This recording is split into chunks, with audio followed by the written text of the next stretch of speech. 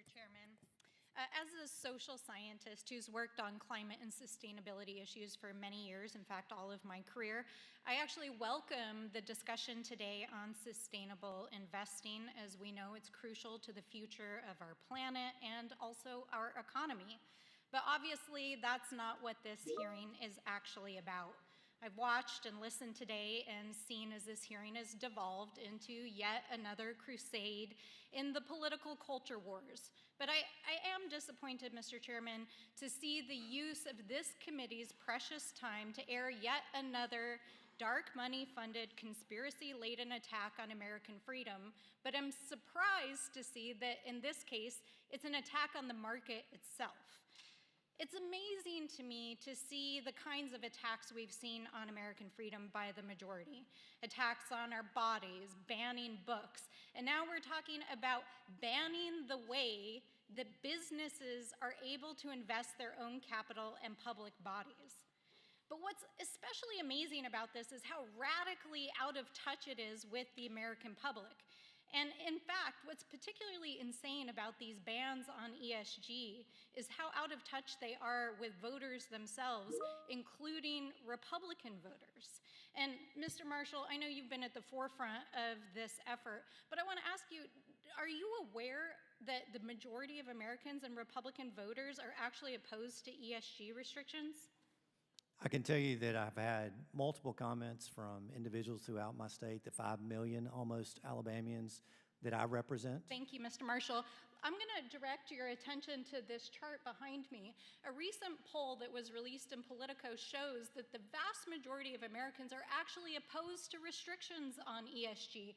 In fact, 63% of American voters overall, and over 70% of Republican voters. 70% of Republican voters are actually opposed to restrictions on ESG.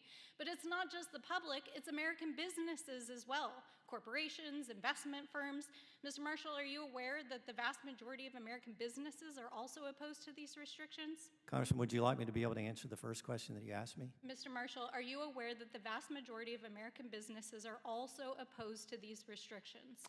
I'm going to answer the first question that you cut me off on, which is that as I've gone around. In fact, Mr. Marshall, media outlets such as Fortune, Forbes, The Washington Post have recently published articles warning American investors about these attacks on ESG and explaining why they are bad for business. Now let's talk about why they're opposed. Because profitability fundamentally depends on risk management. And Mr. Freericks, you know this because you're an asset manager. And corporate America understands the real and significant risks posed by global climate change and the other social and environmental factors that are presented as part of ESG factors and data as they're presented in investing.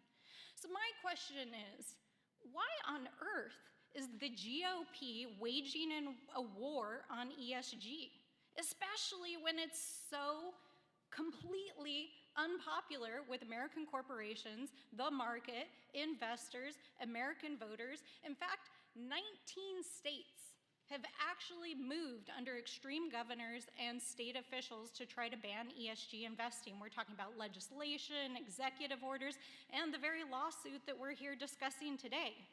So my question is, why is this happening?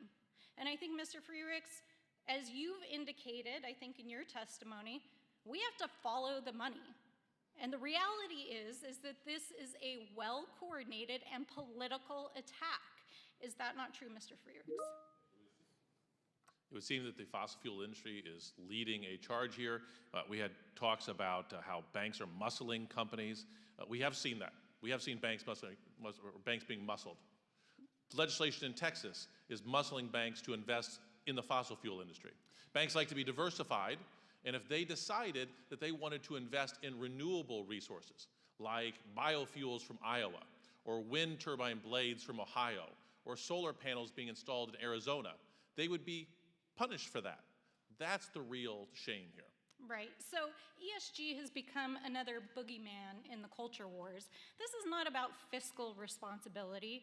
You know, it's evident we're sitting here in the very week that we're debating a potential default on the American debt ceiling. And yet the GOP is claiming that this is about fiscal responsibility and fiduciary responsibility to shareholders and the public. That is not what this is about. It is a well-funded, dark money-funded culture war attack, not only on the American economy, but on the American people. And with that, I yield back.